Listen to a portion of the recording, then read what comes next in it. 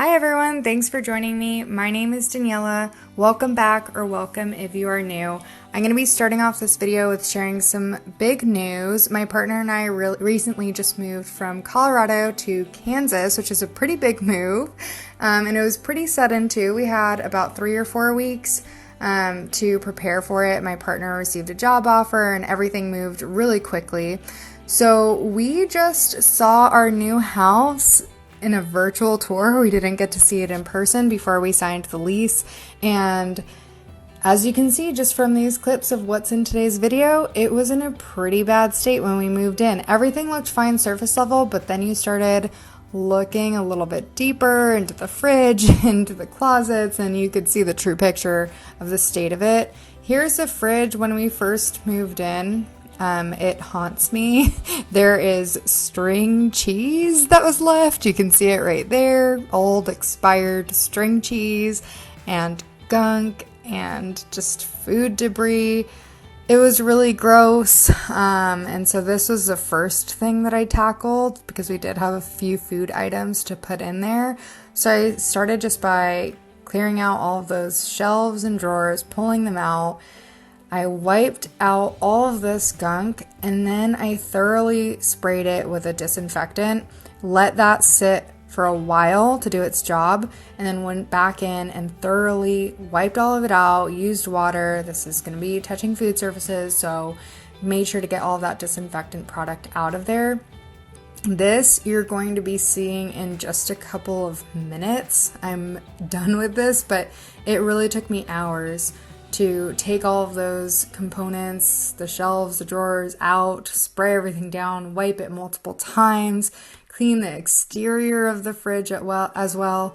It was a really, really big project, and I'm so glad that it's done now, but it was not super fun to see that when we first moved in. And here's just one drawer in the kitchen, and every single drawer and cabinet was pretty much like this. It is a really old house. I think it was built in 68 or 69. So some of it's just scuffed, or the paint is chipped. And so it's not going to end up perfect when I'm done cleaning it. But not everything was just scuffs or chips. There was quite a bit that was dirty. There was a nail left in there. So my goal was not to get it perfect because it's not going to be perfect. Again, it's old and there are scuffs and things that I just can't get out, but to disinfect it and to clean it as best as possible. I even cleaned the rails. They were dirty. I used some barkeeper's friend to get off as much of that gunk as possible. And I also lined all of the drawers and cabinets with contact paper. Some of the cabinets that didn't already have adhesive in it, I used non-adhesive liners, and then I used adhesive liners in the drawers that had it previously because I figured I couldn't leave it in a worse state than I found it in to begin with. And this is just one drawer that I'm showing you. I had to probably do 20 times the amount of work that you're seeing in this video at least, because I had to clean all of the drawers, all of the cabinets, as well as the pantry. So here's the liner that I used in this drawer. Again, not perfect, but so much better and clean. And then the next thing is this little liquor cabinet, which is original to the house, including the wallpaper. I think it's so cute and has so much character. I loved it. And then I saw the sink. It was really, really gross. So much lime scale, even a little bit of rust. And this just took a lot of effort and scrubbing to get clean. I'm using Barkeeper's Friend. I used a soft cleanser.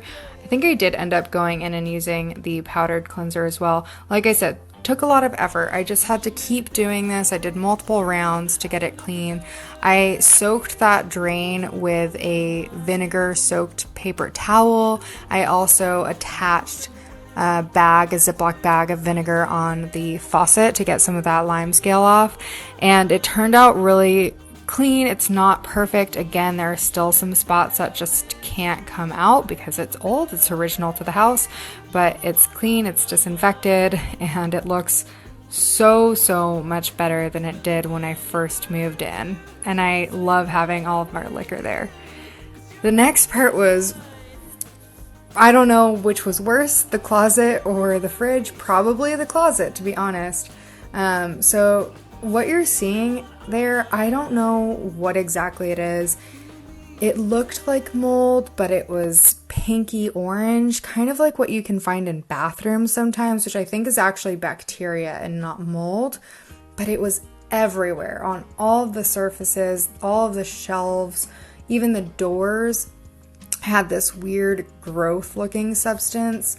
Ignore the fact that I'm not wearing gloves. Obviously, I was exhausted at this point and not thinking.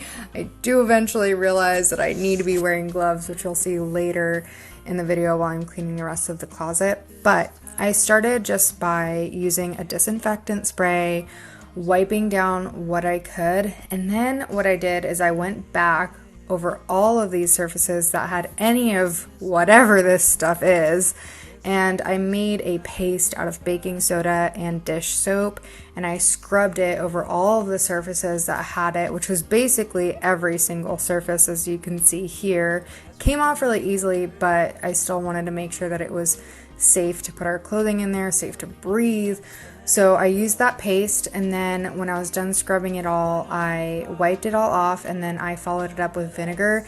If you wanted to, you could use bleach instead of vinegar, but definitely do not mix the two. That would be toxic. I used vinegar just because we were over the carpet. I didn't want anything to spill, but it ended up cleaning it perfectly well.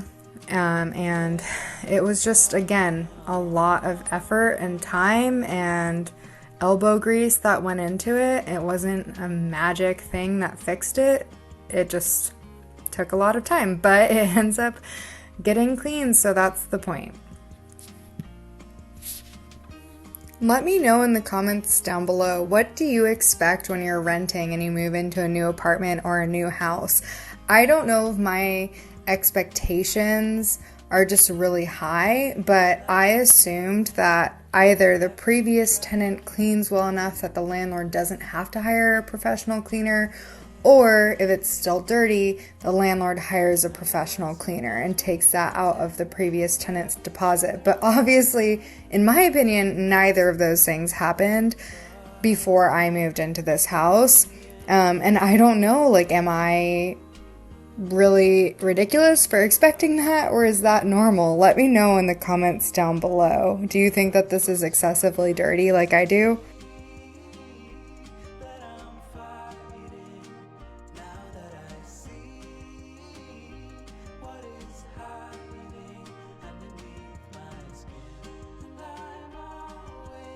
I treated myself to this Bissell steam shot, which I wanted to get when we were in Colorado, but I decided against it.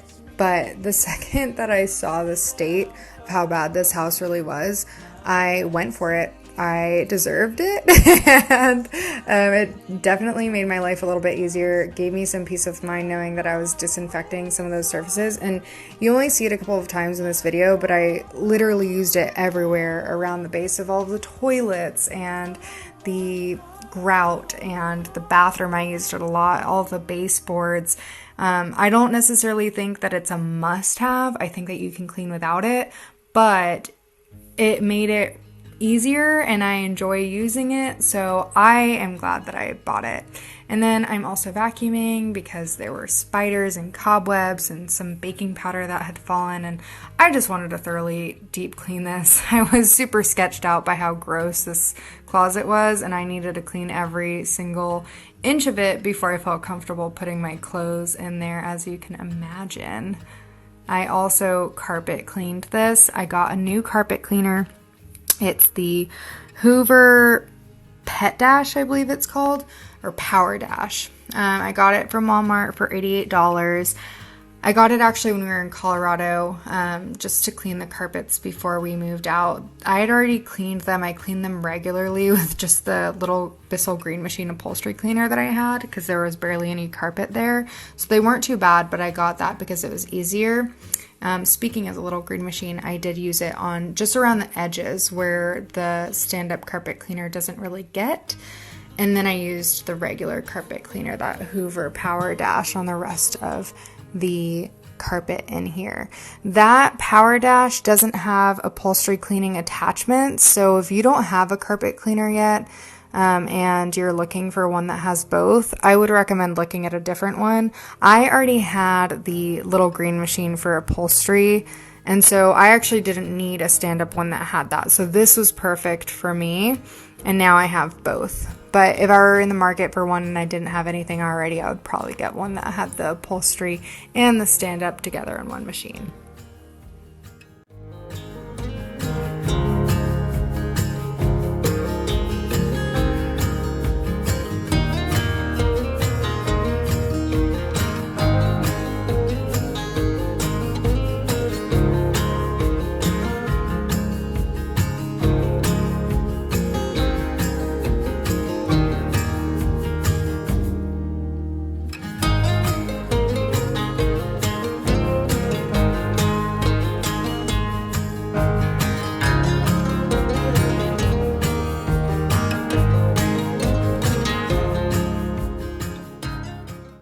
And here's the closet after all of that cleaning.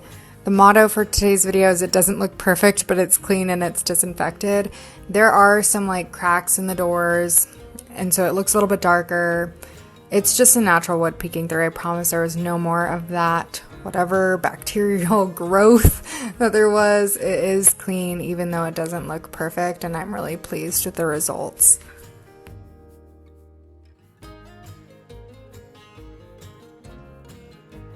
Moving on to the bathroom, I don't know if I'm overreacting, but after a few really exhausting days of packing, cleaning our old house, driving a full day to get to Kansas, and then unpacking our U-Haul, I just wanted to take a shower. And when I saw this master bathroom bathtub, I think I might have cried, or I nearly cried. I bleached it the first night just so that I could take a shower. So this is already after one round of bleach. I didn't get all the stains out. So I went in there with Ajax with bleach, and this just took a lot of elbow grease and multiple times of going in there, cleaning, rinsing, and going at it another time. I also used a Kaboom foaming cleaner. And I actually really liked that cleaner. So if you see it in the store, I would try it out. It's not too expensive and it worked really well. And I ended up getting the tub pristine, which made me so happy. I also got this Scotch-Brite extendable tile and tub scrubber, which is only $3.99 at Walmart. And I really like it. It doesn't extend a ton, but it did reduce the amount that I had to bend over, and I didn't have to actually get into the tub to reach the tile and scrub. I watch you as you sleep. You don't know I'm looking. With you everything's complete. Do you know how much I love you? I put your favorite song on just to wake you up. When I dance around, I can't help but feeling I'm just loving this moment. Can we stay here forever? I'm loving this moment. Can we stay here together? Here's the second bathroom. We actually have 2.5 baths, but this is the one with the standing shower. And I deep cleaned this as well. The end result, it's another one of those stories where it's clean, but it doesn't look perfect. Obviously, there are cracks in the grout, so that's going to be dark just because of those cracks, but it is clean, and I feel comfortable at least using it if we needed to.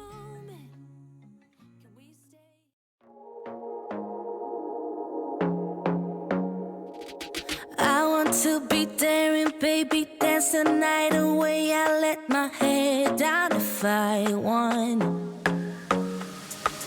Don't you just get tired chasing fame and being pretty all the time? Doesn't sound like fun. You can do better. Let me show you what a good time looks like. You can do better, so much better. I don't fit into your box. Beauty queens without no flaws. You can do better. I dare you to be wilder. I don't fit into your box. Beauty queens without no